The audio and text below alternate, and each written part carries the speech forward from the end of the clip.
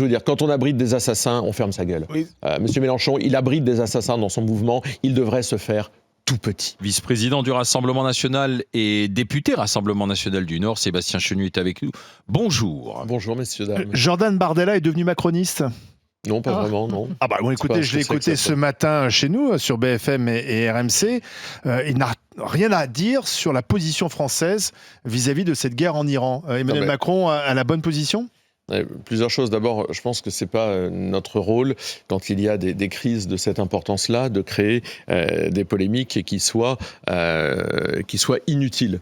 La France doit parler d'une seule voix à l'international et il se trouve que, en ce qui concerne la crise, en tout cas la guerre en Iran, nous n'avons pas plus à ajouter ou autre chose à dire, c'est-à-dire une réserve sur la façon dont Donald Trump est intervenu, c'est le moins qu'on puisse dire, sur la méthode, mais se réjouir que ce régime tyrannique soit, en tous les cas, si ce n'est aujourd'hui mis à terre, soit fortement attaqué pour libérer les Iraniens. Donc sur là, ça, le en même temps, vous il n'y a pas de en même temps. En fait, c'est pas du en même temps. C'est que en même temps, on est content que le guide suprême ait été éliminé, et en même temps, on estime que cette intervention est. Vous m'interrogez sur la position d'Emmanuel Macron. Je vous dis, il n'y a pas de raison de créer une polémique à partir du moment où nous n'avons pas autre chose à dire que cela.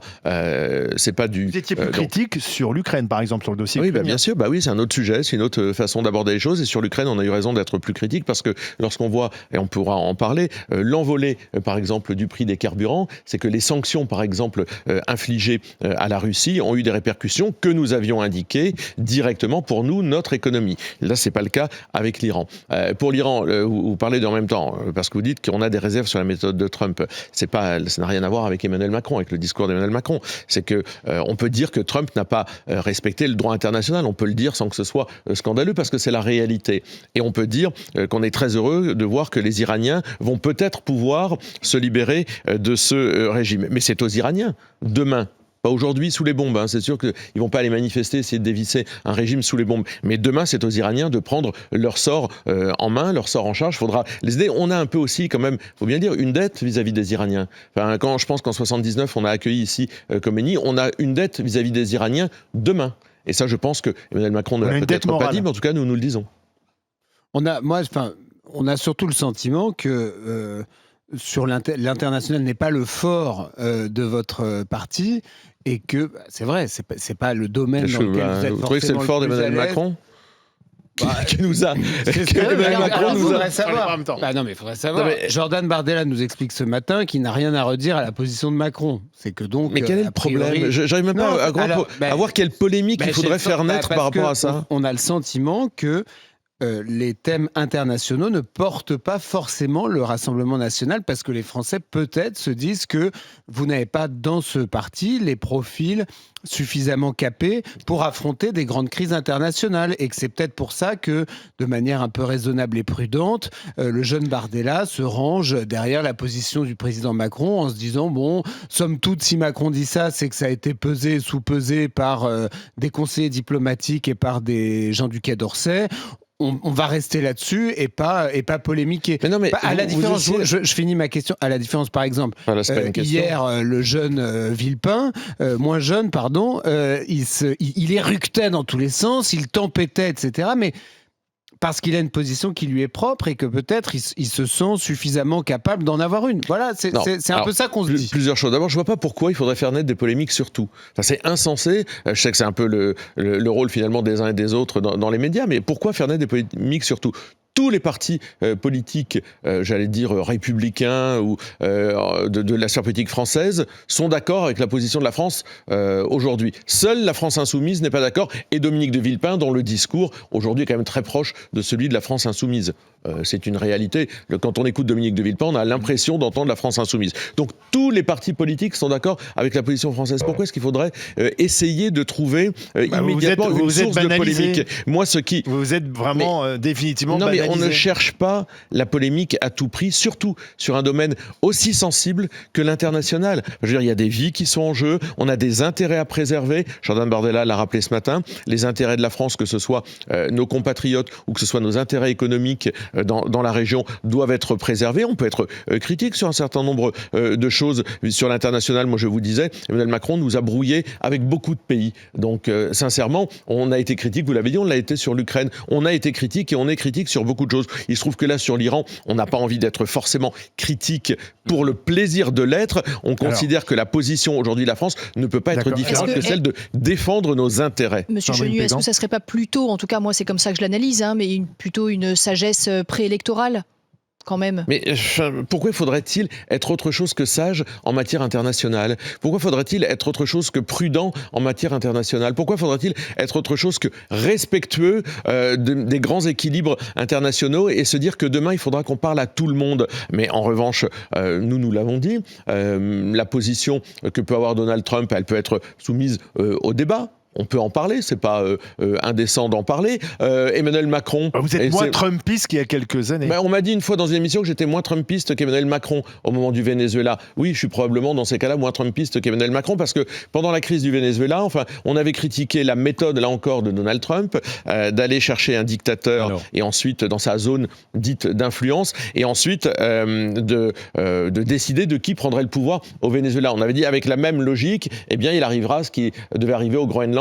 Et ceux qui s'émeuvent de ce qui se passe au Groenland devraient se dire que ce n'est que la suite logique de ce qui s'est passé au Venezuela. Avant d'évoquer les conséquences sur l'essence, mais est-ce que vous avez compris la stratégie de Benyamin Netanyahu et Donald Trump ou pas ?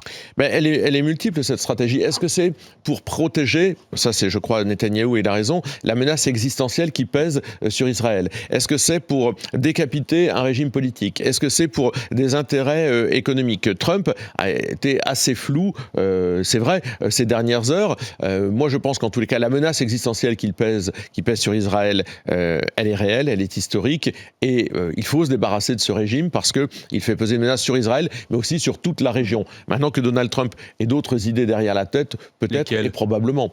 Il y a probablement aussi un certain nombre d'intérêts économiques dans la région, on verra. Mais peut-être le fait d'affaiblir. Mais la Chine a un peu lâché l'Iran, il faut bien dire. On n'entend pas beaucoup la Chine aujourd'hui. Alors pourtant, la Chine a dit ne touchons pas au nouveau guide suprême, le troisième, fils de celui qui vient d'être assassiné. En tous les cas, ce qui a été aussi, moi je trouve important de regarder et d'écouter, c'est ce qu'a dit Donald Trump de l'Europe et de la France. En fait, beaucoup d'Européens ont dit il ne nous a pas avertis, il ne nous a pas informés.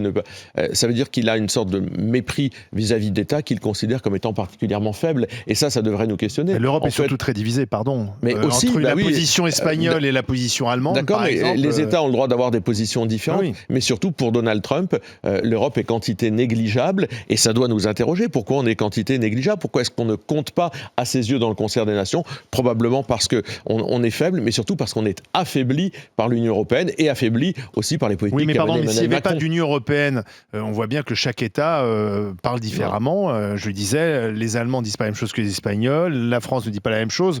Donc finalement, ça changerait quoi qu'il n'y ait pas d'Union européenne ? On aurait des États qui ont des avis divergents. Non, mais on peut avoir en matière en Iran. On peut et on doit avoir en matière de défense des partenariats, des coopérations entre États souverains. Notamment sur le nucléaire. En tous les cas sur le nucléaire. Alors c'est la seule chose qui nous avait peut-être un peu rassuré après nous avoir beaucoup inquiété, c'est que le président de la République a dit que finalement le déclenchement de la force nucléaire, elle resterait entre les mains du président de la République. Tant mieux, ouf, parce qu'on avait quand même entendu beaucoup de choses et des ambiguïtés. Emmanuel Macron, il est toujours dans l'ambiguïté. Le reste, moi j'ai pas bien compris ce dont il parlait, la dissuasion partagée. On voit pas bien ce que ça veut dire, avec quelle contrepartie, au nom de quoi, dans quel objectif. Bon, tout ça c'est plutôt de la com. La réalité c'est que le bouton nucléaire, c'est nous qui en avons la maîtrise, c'est le président de la République française qui en a la maîtrise. C'est bien de l'entendre de temps en temps parce qu'Emmanuel Macron, il a quand même eu du mal à le dire. Et je pense que c'est aussi parce qu'on a beaucoup mis la pression, nous au Rassemblement national, sur la nécessité de conserver la décision de l'engagement nucléaire, qu'Emmanuel Macron finit aussi par le dire. Alors justement, puisque vous parliez de com, Premier ministre Sébastien Lecornu qui annonce un plan exceptionnel de 500 contrôles dans les stations-service françaises entre aujourd'hui et mercredi. C'est de l'efficacité ou c'est de la com ? Je trouve ça un peu grotesque, pour vous dire. J'ai l'impression d'une espèce de bureaucratie permanente où on va aller chercher des inspecteurs. Moi, j'ai pas eu besoin de faire un contrôle. Hier, j'étais dans ma circonscription à Denain. Je suis allé à la pompe à essence. J'ai vu le samplon 98, il était à plus de 2 euros. Le 95, il était à plus d'1,90 €. Je l'ai vu à Denain. J'ai pas besoin. Parce que des contrôles, c'est bien, mais pour constater. Enfin, ce qu'il faut, c'est des mesures. Derrière, c'est des mesures de soutien pour le consommateur. Des mesures de soutien pour le consommateur, faire baisser les taxes. Quoi qu'il en coûte. On va pouvoir. Non, c'est pas quoi qu'il en coûte faire baisser les taxes. Ça, on peut en parler. Mais des constats, des contrôles qui derrière n'ont aucune incidence, qui n'amènent à aucune modification de la politique en la matière. Ça me semble être juste de la com. Vous l'avez dit d'ailleurs, finalement, c'est de la com. Vous proposez de baisser la TVA, mais comment vous financez ça ? Oui, c'est ça. C'est où est-ce que vous avez trouvé l'argent ? Puisque réduire encore les taxes, c'est 17 milliards encore dans un pays qui est déjà... Non, c'est pas 17 milliards. Ça, c'est le chiffre du ministre des Finances. C'est combien ? Et ça fait bien longtemps, j'y viens, mais ça fait bien longtemps que je ne retiens plus les chiffres de ces dirigeants macronistes qui nous ont mis dans le mur. Non, mais sincèrement, la com du ministre des Finances, ça vaut rien. Je veux dire, les analyses financières, économiques et financières des macronistes, on peut les prendre avec quand même beaucoup de recul. On est entre 9 et 12 milliards d'euros. Mais nous l'avons dit. Et où est-ce que vous trouvez l'argent alors ? Il y a deux sources. Dans un pays qui est déjà très endetté.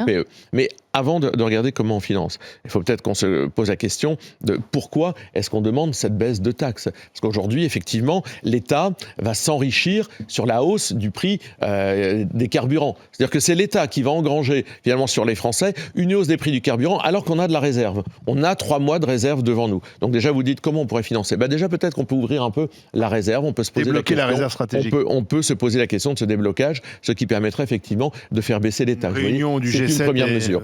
Mais pour le reste, nous, on a demandé, il y a bien longtemps, qu'on considère que les énergies soient considérées comme des biens de première nécessité. On ne peut pas vivre sans... TVA 5,5. On ne peut pas vivre sans se chauffer, sans électricité, voire sans se transporter. Et donc, il faut baisser cette TVA comme un bien de première nécessité. Et là, effectivement, il y a la nécessité d'aller négocier aussi, ça a déjà été fait dans le passé, avec l'Union européenne. L'Union européenne a déjà accepté des baisses de TVA sur les produits de première nécessité. Donc c'est là aussi, mais ça, évidemment, c'est un plan d'ensemble. C'est pas au moment où on est dans la crise qu'il faut se poser la question. Et nous portons, je viens de vous dire déjà qu'il y a une négociation à aller faire, et nous portons cette proposition depuis très longtemps de la baisse de la TVA sur les produits de première nécessité.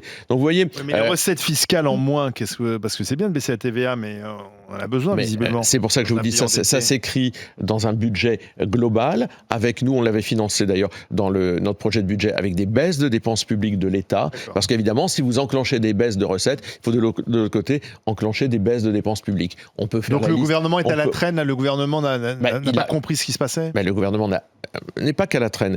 Il n'a jamais voulu prendre en considération notre proposition de baisse de la TVA sur les produits de première nécessité comme les énergies. Ils n'ont jamais voulu aller dans cette direction. Aujourd'hui, on se retrouve là-dedans. Et puis on est pieds et poings liés, j'allais dire, avec un système. Ça, c'est pour ensuite l'électricité, parce qu'il va y avoir une hausse de l'électricité. Il suffit de regarder comment ça se passe. Et ils sont pieds et poings liés par le marché européen de l'électricité auquel ils sont liés. Je rappelle que des pays comme l'Espagne et le Portugal en sont sortis de façon provisoire. Et ça a permis des baisses pour le consommateur. Mais moi, à une époque, je me souviens, Bruno Le Maire, l'homme de la ruine, à une époque, il avait dit on va regarder la sortie du marché européen de l'électricité. Puis finalement, ils l'ont jamais fait. Parce qu'Emmanuel Macron, en réalité, veut toujours être tellement bon élève qu'il en est soumis à l'Union européenne. Maud Bréjon, qui est la ministre déléguée à l'énergie, a dit qu'il était trop tôt pour parler de nouvelles aides concernant le prix de l'essence. Mais c'est pas des aides là dont je vous parle. La sortie du marché européen de l'électricité sur l'électricité ou de la baisse de la TVA, ce ne sont pas des aides. Des aides, ils en ont fait, elles ont coûté très cher. Tiens, regardez, je contestais le chiffre de ce que pouvait coûter une baisse de la TVA par an. Je vous dis, c'est à peu près 9 milliards. C'est exactement le coût des aides. Entre 9 et 12, vous disiez. Mais 9 milliards, c'est le coût des aides que ces gouvernements ont mis entre les chèques carburant, les aides à la pompe, etc. la dernière fois. Donc vous voyez, au lieu d'avoir une politique pérenne, au lieu de réfléchir dans le temps long, on a un gouvernement qui finalement fait du bricolage permanent et ça coûte cher. Ils vont finir par faire un chèque. Parce que quand la ministre dit il est trop tôt pour parler de nouvelles aides, c'est qu'un jour ça va arriver. Mais je vais vous dire, la logique en réalité de ce gouvernement, c'est que 1, on prélève beaucoup. 2, on répartit mal. 3, on ouvre des guichets, c'est-à-dire on fait des chèques. Et ça coûte très cher aux finances publiques. Tant qu'on sera dans cette logique de prélever beaucoup sur la France qui bosse, mal répartir, tous nos services publics sont exsangues, plus l'argent gâché, les agences, etc. Et ensuite, combler tout ça par des morceaux de scotch, c'est-à-dire par des chèques, eh bien on sera un pays qui ira vers la ruine. Alors avant de continuer la discussion et de parler des élections municipales, justement à propos de l'essence, c'est Thomas qui veut réagir avec nous au 32-16. Il nous appelle de Charente-Maritime, il est gérant de station-service Total. Bonjour Thomas. Oui, bonjour. Attention, vous allez être contrôlé. On peut, il n'y a aucun problème. On est à jour. On a... Juste pendant 3 jours. Hein. Oui, non, mais on est Jeudi, à jour. vous êtes à l'année, peinard. donc Oui, là-dessus, voilà. vous savez, l'État peut nous contrôler.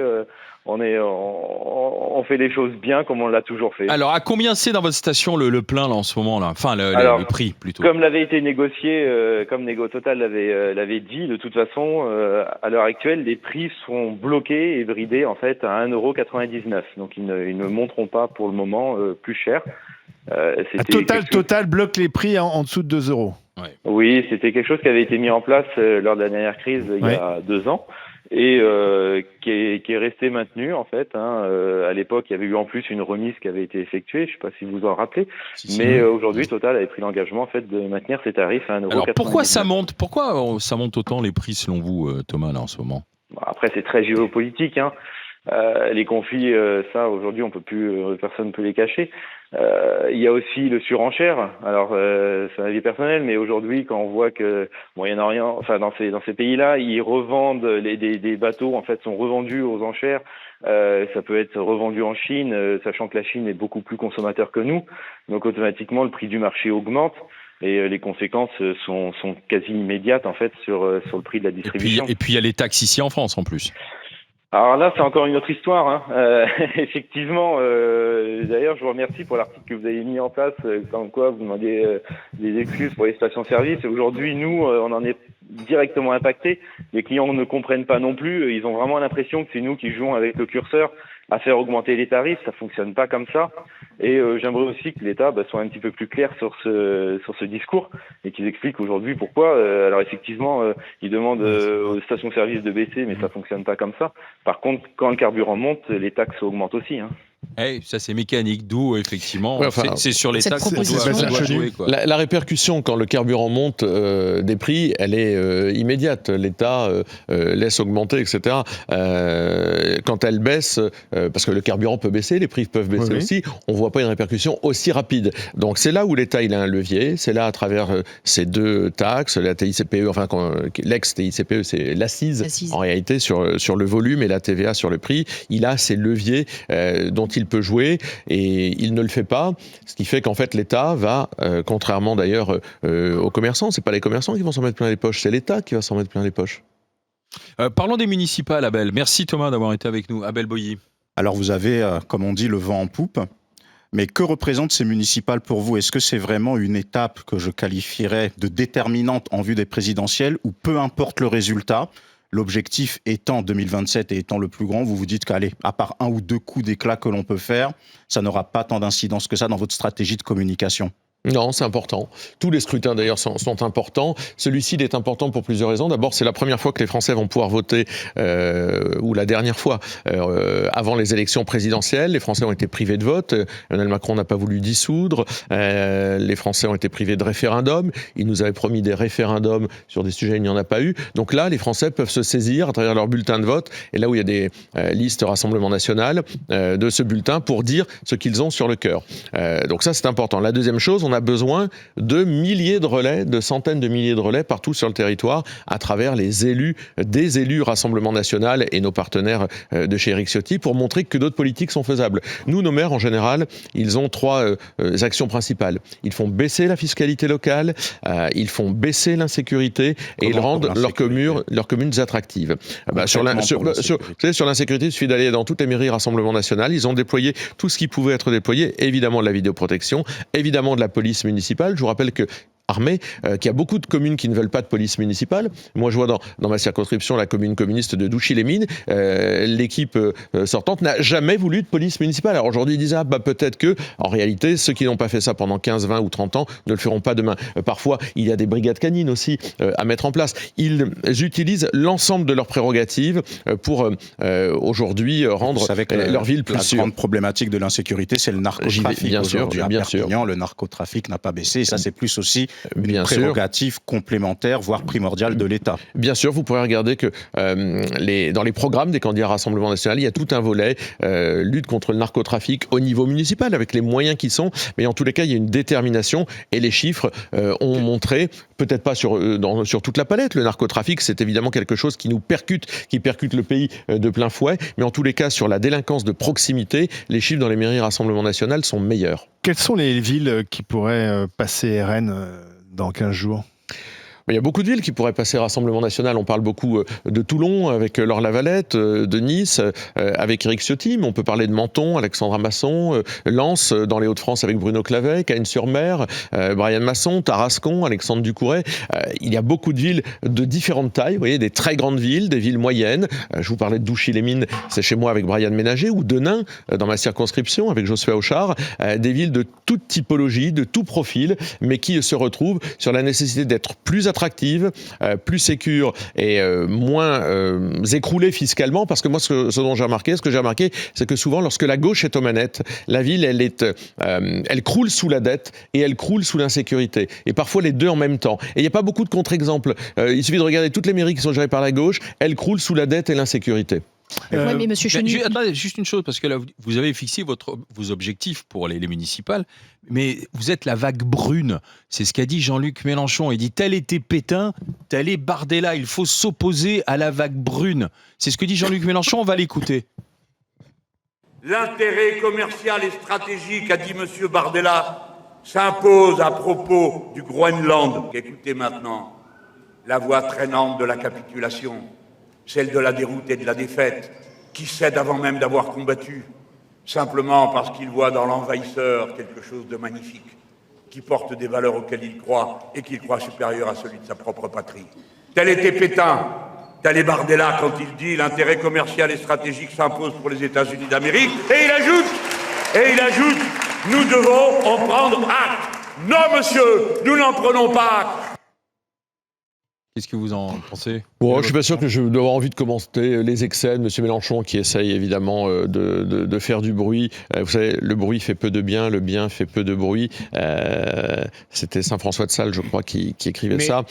Quand on abrite des assassins, on ferme sa gueule. Oui. M. Mélenchon, il abrite des assassins dans son mouvement. Il devrait se faire tout petit. Des assassins, vous parlez de qui ? Bah oui, il abrite à travers la Jeune Garde, mouvement associé, revendiqué comme partenaire de la France Insoumise, des militants de la Jeune Garde qui ont tué un jeune homme dans notre pays. Il abrite des assassins. L'enquête est en cours. Pour l'instant, je vous le dis, ce sont des gens qui sont liés à la Jeune Garde. Jean-Luc Mélenchon a indiqué qu'il abritait la Jeune Garde, que c'était un partenaire et qu'il en était fier. À Roubaix, David Guiraud, le candidat insoumis, pourrait l'emporter. Est-ce que vous appelez un front républicain contre David Guiraud à Roubaix ? Non, mais je sais pas ce que c'est qu'un front républicain. Nous, on a une candidate, Céline Saillat. Elle va, je pense, faire un très bon score. Elle fait une campagne dans une ville difficile à Roubaix. Si elle n'arrive pas deuxième et troisième, est-ce qu'elle se retire ? Justement, moi je pense qu'elle peut arriver deuxième. Donc moi je pense que Céline Saillat peut. Et si elle arrive troisième ? Ça dépend qui arrive deuxième. Si c'est des gens de gauche qui arrivent second, il faut attendre les résultats du premier tour. Mais nous, on n'est pas prêt à se retirer. Mais est-ce qu'il faut faire un barrage contre le LFI coûte que coûte ? C'est nous le barrage. C'est ce que je dis aux électeurs. Le vote utile, le barrage, c'est nous. Vous savez, dans les Hauts-de-France, tous ces gens sont en train de payer, les émanations de LR et des macronistes sont en train de payer leur complicité avec les réseaux islamistes, avec Averroès, avec le fait d'avoir accepté le soutien de l'extrême gauche pour se faire réélire, comme M. Bertrand qui a financé pendant des années le lycée Averroès. Ils sont en train d'en payer le prix. Le vrai barrage, c'est nous. Donc moi je dis aux électeurs de Roubaix, votez Céline Saillat, c'est elle le barrage. Alors, Charles et Sandrine. Non, c'est juste parce que j'ai le sentiment que finalement, vous mentez un peu aux Français, parce que vous aussi, à un moment donné, il a été question que vous deviez faire le ménage dans vos rangs, notamment par rapport à vos listes municipales. Et je pense que vous avez pris connaissance de cet article sur les 150 profils inquiétants, donc qu'on appelle les brebis galeuses. Il y a quand même au sein de vos listes RN, pour les municipales, qui ont des profils inquiétants, ne serait-ce que Madame de Lyon, qui est dans le Var, qui a qualifié la Griffe Gap de maman dégorgeur parce que dans une publicité, il y avait une petite fille qui portait le voile. Vous avez dans une de vos listes, en Corse notamment, un jeune homme qui a été condamné pour du terrorisme. Voilà, à quel moment on peut vous faire confiance sur le fait que vous aussi, vous êtes là en train de dire on va faire le ménage dans nos listes, et puis finalement, il y a 150 profils qui ont été ciblés et qui sont inquiétants. Maître, je vais vous répondre très, très simplement. Les élections municipales, ce sont des centaines de milliers de Français qui s'engagent sur des listes municipales. Et vous avez dans tous les... Et vous avez un contrôle. Oui, mais vous avez dans tous les partis, je peux en citer quelques-uns, vous avez chez les Républicains des élus, vous en avez l'ancien maire de Saint-Étienne et Tantôt, vous en avez un qui est accusé de violence, un sénateur qui est accusé de violence. Pourquoi vous vous défaussez là sur les autres listes, je vais vous expliquer. Vous aviez promis de faire le ménage. Je vais vous expliquer. Un sénateur qui a tabassé une élue, il est candidat aujourd'hui aux élections municipales. Ça ne fait pas la une. J'ai pas entendu que LR sortait ce sénateur de son groupe sénatorial. Vous avez à Issy-les-Moulineaux le maire qui est poursuivi pour des agressions sexuelles, qui a 85 ans. On n'a pas le sentiment que La République En Marche de M. Attal ait fait le ménage. Et quant au candidat insoumis, à Douai, dans les Hauts-de-France, dont les propos antisémites, etc., il y en a des centaines. Donc, nous, ce que nous faisons, c'est que lorsque quelqu'un n'est pas sur notre ligne et que nous le découvrons, parfois, ça nous a été caché, souvent, eh bien, au travers de la presse, nous le sortons. Et d'ailleurs, je vois que la presse ne fait le travail que dans un sens, car tous les exemples que je vous ai donnés, vous en parlez peu sur vos plateaux. Donc nous, quand quelqu'un n'est pas dans la ligne, on le sort, mais est-ce qu'à LFI, ils les sortent? Non, ils les abritent, ils les glorifient, ils en font des députés. Est-ce qu'à LR, ils les sortent, leurs élus violents? Non, en réalité, ils tournent la tête. Est-ce que chez les macronistes, ils les sortent? Non, en réalité, ils tournent le regard. Donc nous, quand quelqu'un n'est pas dans la ligne de ce que nous défendons, et parfois c'est vrai que des gens cachent des choses pour figurer sur des listes et nous l'apprenons après, eh bien nous les sortons. C'est sur ça qu'il faut être jugé. Oui, mais il y a quand même une tendance. Pourquoi est-ce que ces personnes... Si, quand même. Sont attirées par vous. Voilà, pourquoi ces personnes votent pour... On enlève LFI, on les enlève, ils en ont pris plein la gueule déjà. Bon, pourquoi est-ce que les gens issus des mouvances d'ultra-droite, et je suis pas là pour dire que tous les électeurs du Rassemblement national sont racistes ou autres, d'accord? On sort de la caricature. Pourquoi est-ce que ces mouvances qui abritent des personnes qui rendent gloire à Hitler, qui font le salut nazi, qui affichent fièrement des croix gammées, qui portent des t-shirts HH, qui ne veulent pas dire Hello Henry, pourquoi ils votent soit pour vous, soit pour Reconquête? Non, mais il y a une sorte d'entrisme d'un certain nombre de militants extrémistes pour essayer de pulluler, de coloniser un certain nombre de listes pour nous combattre. Oui, en réalité, de l'intérieur, parce que vous êtes leur refuge. Non, mais on n'est pas leur refuge. Ils veulent depuis l'intérieur, en essayant d'entrer dans nos listes, ils veulent nous fracasser. Ils mènent un combat contre nous. L'extrême droite mène un combat contre le Rassemblement national. Vous, en fait, ils votent pas pour nous. Ils votent pas pour nous. De toute façon, le problème, je trouve, n'est pas... Le problème n'est pas tant qu'il y ait encore au RN quelques ex-gudards, etc. Bon, sans doute que ça existe, mais pour moi, c'est pas ça le sujet pour la France. C'est que, à force d'avoir tué l'alternance, les macronistes ont fait du Rassemblement national un des partis possibles d'alternance. Et c'est un parti qui prône, à mon sens, une ligne qui n'est pas la bonne ligne pour le pays, en tout cas pas celle qu'à peu près tous les économistes un peu... j'ose pas dire objectif parce que vous allez hurler, mais ce qu'on entend dans énormément de cercles d'économistes, de patrons, de dirigeants, etc., qui disent qu'en gros, la France, tout ce qu'elle a à faire là, c'est réduire drastiquement ses dépenses publiques, réduire drastiquement la place de son État, relever l'âge de départ en retraite, réduire les impôts, réduire les prélèvements obligatoires, redonner de l'air à son économie. En gros, ils expliquent tous qu'elle a besoin d'une sorte de programme thatchérien. Or, le Rassemblement national est sur une ligne, plutôt à gauche sur ces sujets-là, qui est la ligne de Marine Le Pen, qui est peut-être la vôtre, qui est celle de Jean-Philippe Tanguy. En réalité, vous êtes chevènementiste un peu. Vous êtes de gauche. Vous êtes pour l'État nounou, l'État-providence, la retraite à 60 ans, etc. Et on a commencé dans les mêmes partis. Mais le principal problème, c'est pas les trois gudards qui restent. Le problème, c'est que vous êtes plutôt enténébrés comme les autres dans le socialisme. Et on reste dans 50 nuances de socialisme. Bon. La réalité, c'est que nous, effectivement, on a une conscience sociale. Et moi, mon programme, ce sera jamais mort aux pauvres. Ça, c'est une réalité. Et je pense qu'il y a toujours eu, dans la droite populaire aussi, dans la droite populaire, c'est pas démagogie ce que tu viens de raconter, donc, en disant qu'on est socialiste, si c'est pas démagogique. Vous êtes gaulliste social? Il y a toujours eu comme une Gérald tendance. Darmanin. Non, mais il y a toujours eu une tendance Marine Le Pen à droite, dans la droite populaire, de gens qui ont une conscience sociale. Non, mais qu'est-ce qui vous différencie de Gérald Darmanin? Elle était chez Philippe Séguin aussi, parce que tu cites Jean-Pierre Chevènement, mais moi je pense que Philippe Séguin, c'est la bonne référence, par exemple. Donc, moi j'ai entendu la baisse de la dépense publique, etc. Mais on y arrive comment ? On y arrive aussi en s'attaquant au coût de l'immigration. Ils ne l'ont jamais fait, en réalité. On peut tous être d'accord sur les constats. L'État doit être plus davantage à sa place. C'est majeur. C'est un sujet majeur. Est-ce que vous allez à la retraite à 67 ans, par exemple ? Mais jamais nous dirons sur un modèle qui ne tient pas compte des réalités économiques et sociales du pays. Vous avez des gens qui, aujourd'hui, ne peuvent pas aller à la retraite à 63, 64, 65 ans parce qu'ils sont cassés par la vie et par leur métier. Vous pouvez y aller très bien. Moi, je peux y aller très bien. Il y a des gens, des ouvriers, des employés, des chaudronniers, des gens qui travaillent de façon manuelle, etc., qui ne peuvent pas y aller. C'est un choix de société. Ouais, donc il faut permettre changer ça. Maintenant, parmi les choix de société, il y a celui aussi de s'attaquer à l'immigration, de s'attaquer à une place trop forte de l'État là où il n'a rien à faire, type l'audiovisuel public, par exemple. Vous voyez qu'on n'est pas socialiste. On est des gens de bon sens. On est des gens pragmatiques. On est des gens pragmatiques, de bon sens. Et on considère que ce qu'on propose, ça doit bénéficier aux Français.